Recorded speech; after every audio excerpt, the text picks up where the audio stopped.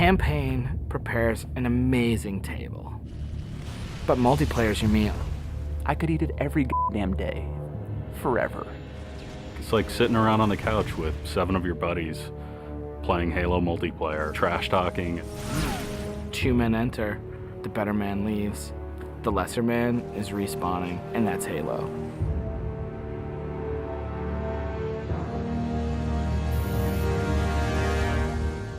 The beta. It's super important to have these like big ticket like milestones that sort of force a bunch of wishy-washy designers to get their shit together. So for the multiplayer team, it is absolutely a test of all the stuff we've been doing. Destination. I'm really terrified about what people are going to say. The public beta is where it all comes together. Beat the shit out of our code, come break our cookie system, come try to, like, it's a great security test. Maybe they're going to find new glitches that we can fix. That's why I'm like, please, please, find new glitches, find new glitches. We made a bunch of changes in Reach that are pretty significant. For multiplayer, especially, there's a lot of people who are super passionate about the features that we put into it. The DMR is absolutely an awesome, worthy successor to the battle rifle. You kind of get control over how accurate your shot is going to be. If you're spamming that trigger as fast as you can fire it, it's going to go kind of wild. If you're trying to like hit a guy really, really far away, then you have to slow that down. Everyone's totally destroying with the DMR. It's like everyone's got a Death Star in their hands. I usually go back to the Needler. That's one that always makes me happy. Everyone's always wanted the Needler to be sweet because it's hilarious and fun. Then it gets too sweet, or all of a sudden like something gets fixed, and it's like, oh, tracking's fixed now, and you're like, guys just burst. It's been fun to go back and kind of re-envision some of the old friends. Like the sniper rifle. Like I pick up the sniper rifle and I'm like, this is it. It's totally happening, and I'm about to rain death on the plebeians that I work with. Overkill. And I'm like, yep, it's back. The Covenant focus rifle is awesome because it's like that Sentinel beam from Halo 2, but now it's a sniper weapon. When the pistol started to come back, it was insane. It was so awesome. I'm super excited to see what people do with armor abilities. It totally changes the game. You've got this secret weapon in your back pocket that's your 4th leg of fun. What do you want to be? Like invisible? Do you want to fly? Do you want to turn to stone? With Reach, you've got guys in jetpacks flying around, invisibility guys just showing up. It's kind of a give and take between us and Sage and Josh, trying to figure out like what's that perfect balance with all the new stuff. There's a lot of that goes on. They're like, shh, don't tell Sage, he'll nerf it. You're juggling plates, right? You're just sitting there spinning the plates, and occasionally one starts spinning, you're like, ah! And you're like, make Invis more powerful. And everyone's like, no, I'm picking Invis. And you're like, okay, make it less powerful. And then, oh, now everyone like, I mean, that's what Sage and those guys do. It's a fucking huge challenge. We don't ever want to create one super weapon that works in all cases, because that tends to make the game fairly dull. It's really up to the player to decide how do they want to play on a particular map. It's a choice. Double kill. That's, I think, Halo at its best, is like making these choices. You start the game, and immediately you get to choose a loadout. You're making a single selection that includes your armor ability and your weapon. We sort of pair those intentionally. It breeds this smarter combat.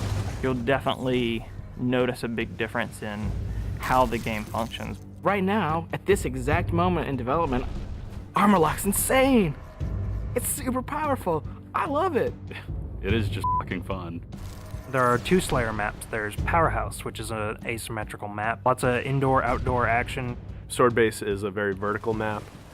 Moving around Sword Base is a completely different scenario when you've got a jetpack versus when you're sprinting. This time around, we decided to integrate all of the multiplayer maps within the campaign. Overlook is another Pioneer-style base. We're using it for a game type called Generator Defense. That's also a multiple loadout game type. Your loadouts are actually far more varied than, say, in Slayer. Boneyard is our largest map we've ever done in multiplayer. It's definitely the most complicated multiplayer space we've ever tried, and it's also a new game type. Invasion is this big team battle. We sort of sat down and said, let's try to make an objective game that has elements like Slayer and try to make that more fun. And we wanted a big, huge, lots of guys and all these fictional elements. We've added a couple new objective game types, Headhunter, Stockpile. Headhunter. It's so much fun. Like seeing a dude pick up skulls and then you cap him and seeing skulls fly out of his body and then the mad dash to pick those things up. And there's a lot of tension as you're amassing skulls. It's the risk reward of gathering up a lot and banking all at once, or just doing it one at a time and not being a big target. Headhunter. Stockpile is a team game based on capture the flag. 2 teams each have their collection zone or stockpile. There are multiple flags on the map, and your goal is to grab a flag, take it to your goal. It's a game of capture and defense. We have what we call the party games.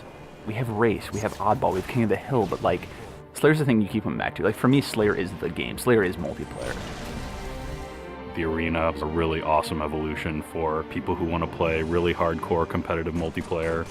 Let's just acknowledge that Slayer's awesome and try to build that space where we can sort of say, like, if you're hyper competitive, care about stats, let's make that for you. Bam, games, push, rating, push, division. The better you play, you'll eventually be put into a division. The arena divisions are broken up into Onyx, Gold, Silver, and Steel.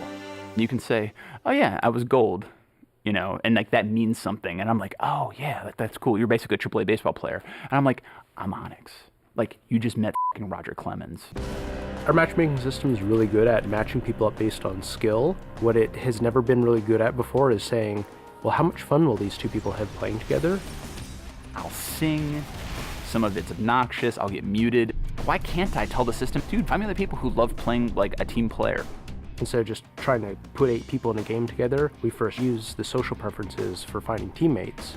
And then we can say, find 4 of the people who are really good skill match. Without players thinking about it, we hope that it'll lead to better social encounters. Active roster essentially is us bringing the Y menu back from Halo 2. It's a way of saying, friends are online and this is what they're doing, so I can hook up with them with a minimum of fuss. Everything that you see in the game, there's a path to getting. We can make this game about you. I really wanted to make sure that players were able to invest themselves in the Spartans that they create, and then be able to carry that Spartan back and forth between campaign and multiplayer seamlessly without them feeling like it's 2 different experiences. Start at 0, nothing. Invest, play the game, no freebies. You're beta testing, have a t-shirt. Little avatar t-shirt. I'll be wearing one. The fans should never assume what you see in the beta is set in stone. What's working about Powerhouse? The jetpack is practically crying out for abuse. Is Rocket Spawn open? Is that good? In the end, it's all about the game, and the game is king. There's that magical step in the process, like it stops being software, and all of a sudden it's more like this thing. I'm playing with my friends having a beer. It's awesome.